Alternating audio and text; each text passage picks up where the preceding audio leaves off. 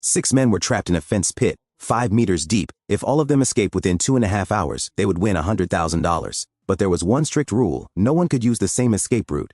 At first, facing the smooth walls, everyone realized climbing by hand was almost impossible. However, after calming down, they started checking the area, and soon found a few useful items: some wire, a metal pipe, and an old scooter.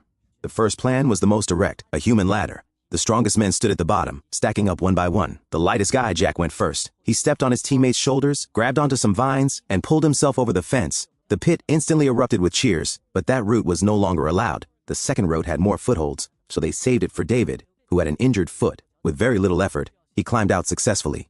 Next, they decided to try something riskier. The third plan was a human launcher. 2 people formed the base, while another provided the push.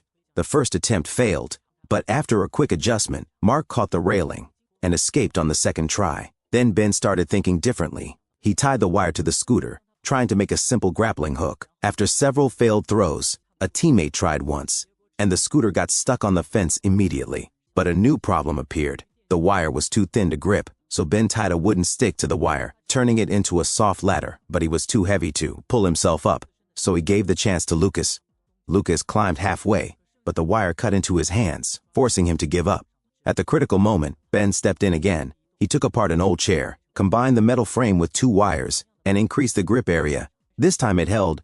Lucas pushed hard and finally made it out. Next, Tony spotted a wall covered in vines. He climbed up quickly, smooth and steady, and reached the top with ease. Only Alan was left in the pit. He noticed a row of tiny bumps on the wall, barely visible. He used a stone slab to extend his run-up, jumped toward the wall, and climbed up using pure finger strength. In less than 2 hours, everyone escaped. The challenge was complete.